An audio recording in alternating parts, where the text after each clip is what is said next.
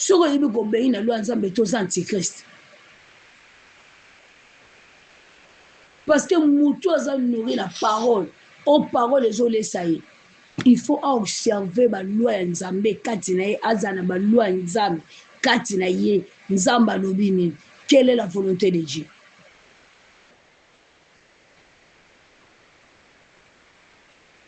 Les démons ont peur de la parole. Les démons babanga kombo Yesu. Les démons bakimaka parole, babanga parole. Parole parce que la parole c'est Dieu. Dieu, le diable a peur de la parole. Pour dire que parole est nzambe. Maintenant si nous sommes là sur la point. Parce que pour la parole, le diable combat la vie n'a pas de pour la parole. Parce que la vie c'est Dieu. Na bombo ineza nzambe. Alors na vie na parole azanango, ezali parole ko mema batu na lola. Ezali parole ko sala ki mutu a réussir. Ezali parole zo rassasier âme ya mutu, pe esprit ya mutu, nzoto ya mutu. Eza rassasier parce que à lui c'est Dieu. Parce que na bombo inanga c'est Dieu, parce que Dieu c'est la parole. Na vie na ngeza parole. Ezelo ko msute c'est la parole. Yomoni butu na mo nzamba lobake ngam na lobaka eza yete. Vie na yo za rassasier na ni. Âme na yo za rassasier na ni parce que Jésus est le pain de vie. Lipa na bomo. C'est la parole. Yango to nzamba retirer parole to vivre ndenge ni na mokilo na tangwa na kaka. Ekozala ndenge nini. Ekozala ndenge nini. Muto a garder parole te kati na parole ezate vanda te. Ekozala ndenge nini. Mokilio ekozala ndenge nini mokolo ngo. Parce que ils ont détruit et fait à démon na mokili, c'est la parole de Dieu. Ils ont fait à genouer battu. La présence à Yesu, c'est la parole de Dieu. Ils ont dit que ça va trop ça ma belle na mokili, c'est la parole de Dieu. Oyo sala ke mutu ezopekisa mutu asala mabe wana te akota na kati ba sentiment mabe wana te, c'est la parole de Dieu. Alors na mitunaka bi mokolo nzambe retirer parole mokolo ngo scandale nini be ekoleka na mokili. Soko lingo réussir na vie, il faut parole. Na Josué 1 le verset 8. Amen. Kola pambolo papa. Josué 1 le verset 8.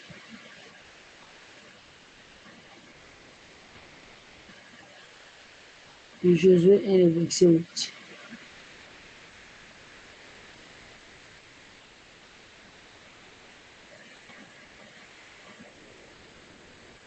Josué 1 le verset 8.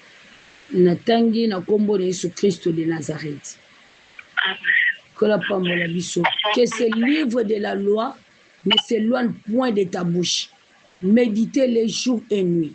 Agis fidèlement selon tout ce qui s'est écrit, car c'est alors que tu auras du succès dans tes entreprises et c'est alors que tu réussiras. À cause de quoi? À cause de la parole. Amen. Et pour la parole, qu'on n'a pas mon papa. Amen. Qu'est-ce qu'on a Psaume 1? Il y a Psaume 1 de 1 à 6. Maintenant, on a combat Jésus Christ. Zamba pas mon l'homme de Dieu, papa.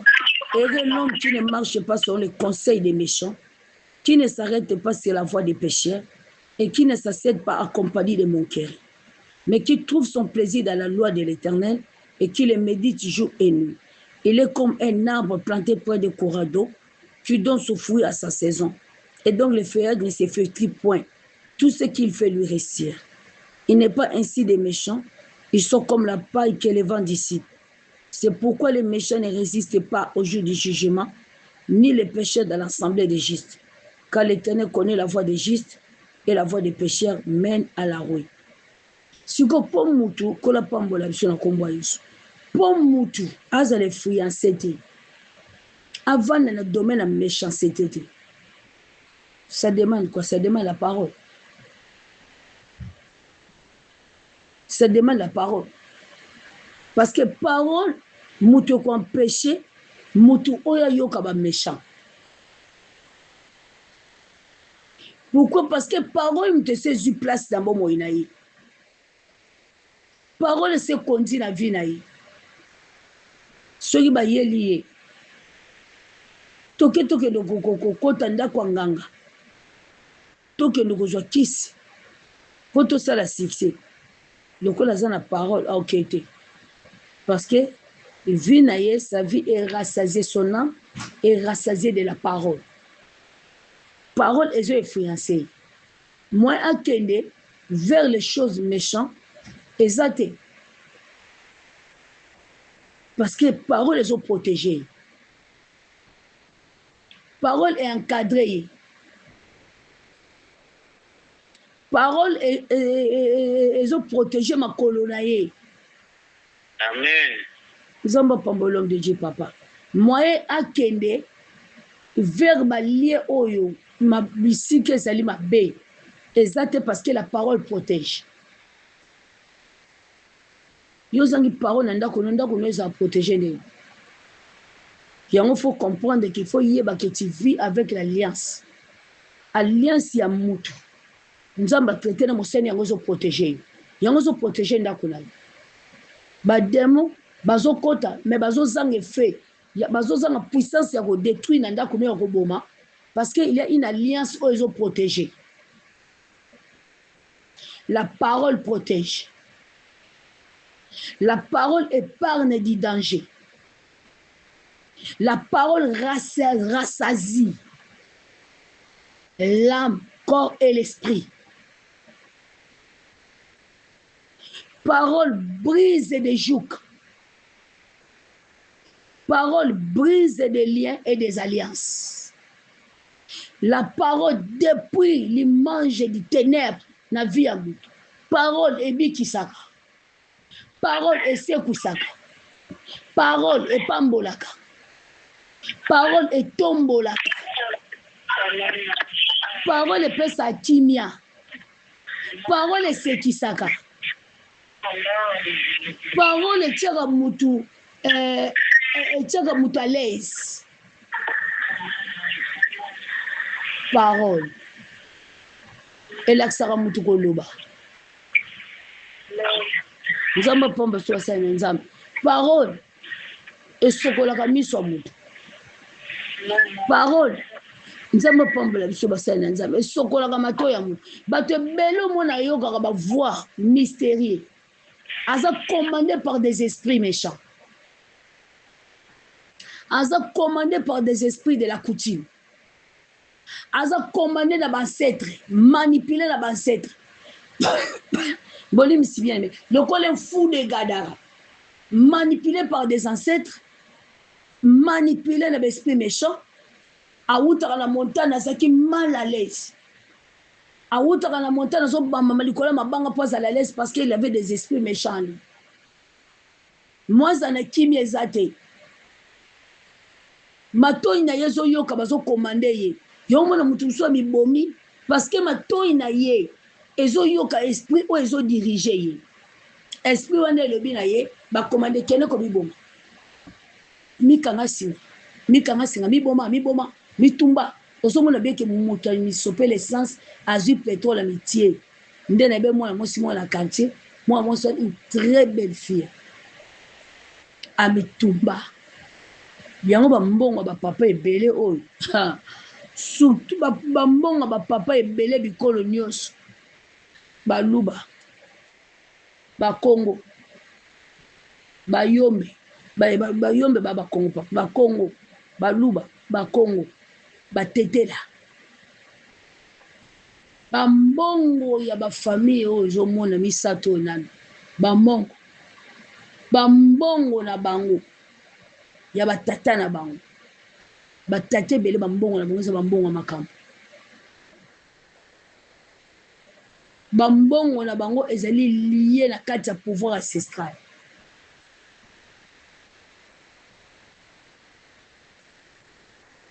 bambongo mabe. Sur un fou de Gadarawana, aza mal à l'aise la vie d'ailleurs. Parce que aza menacé na l'esprit. L'esprit est commandé, qui on m'a commandé, mi boma, montakoti, akei, a mi bomi, ye moko, mi tumbi. Parce que l'esprit est commandé. Mouto so bundisa ye a commandé ye. Mais quand il y a la parole, écoute ya mouto anezani eza Saint-Esprit. Parole bandolo bakana mato inayi. Parole bandolo bakaka. Ye vine kaka eloko bandolo bana mato inayi wana ezaka parole. Aninga sabo parole bi yoko esala ngote. Te yoko ko beta lisolo te. Te kima lisolo. Omonde botelemi bo yo longwa wana. Yo mona musumu kamsusu mutuli kambolingo yela ye. Parole et le bina ye Saint-Esprit le bina et longwa wana.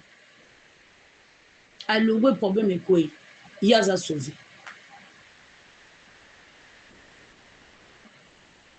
Parole bendi et longwa wana danger zo komela yo. Banjelu ba bendi wana ba longoli ye. Po danger zo komela yo. Amen. Nous avons pas de l'homme de Dieu, papa. Parole. Yon moni diable ko linga te muta linga parole. Parce que yemo diable c'est ennemi à parole parce que la parole c'est Dieu. Jean 1 et verset 1 à l'obina au commencement était la parole. Et la parole était avec Dieu. Dieu c'est la parole. Zala ami à parole, mais que zala ami à miracle. Parce que parole, on te botte à miracle. Miracle botte à parole. Mais parole est botte à miracle. Parce que Jésus-Christ est le fruit de la parole.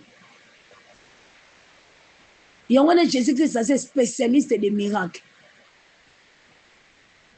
Pourquoi? Parce qu'il est le fruit de la parole. Pour le moment, Jésus-Christ est le fruit de la parole. Jean 3,16, car Dieu t'a aimé le monde qu'il a donné son Fils unique. Afin quiconque croit à lui ne périsse point, mais qu'il y a la vie éternelle. C'est Jésus. Quand on parle de celui qui croit à lui, quand il a donné son Fils c'est qui? C'est Jésus. Jésus, c'est le fruit de la parole. Yesu c'est le fruit de la parole.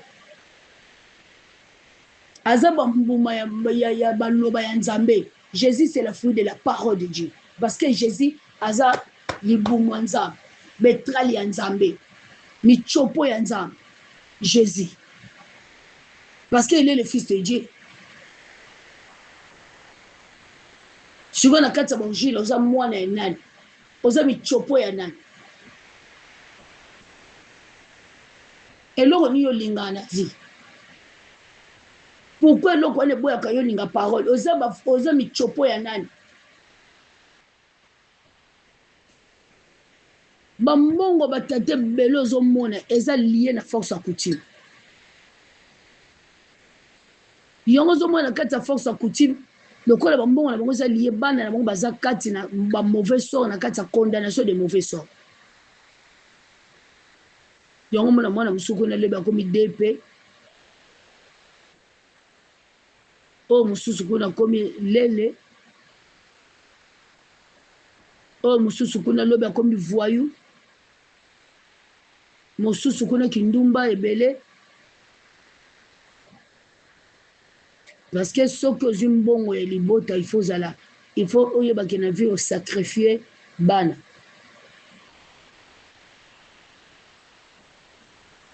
Eza muto ke kota ndako nganga. Pozo mbongo asani a sacrifier bato nyonso ya yiti. Génération nyonso eza sacrifier. Bolimbisi. Parce que mbongo zu eza mbongo ya kimia te. Eza mbongo ya protection te. Parce que la protection c'est Dieu. parole encadra mutu aza na parole soki azwi mbongo akomaki mpumbulu te yo mona mibali misusu azali na mbongo te moko akozwa mbongo mbala moko akomi kooblige fo akoma na basi mibale me ntongo azali na mbongo te azali na basi mibale te azali ka na mwasi moko me siko akozi ya mbongo eye kosala ke akoma na basi mibale misato me ntango ozalaki na mbongo te pourquoi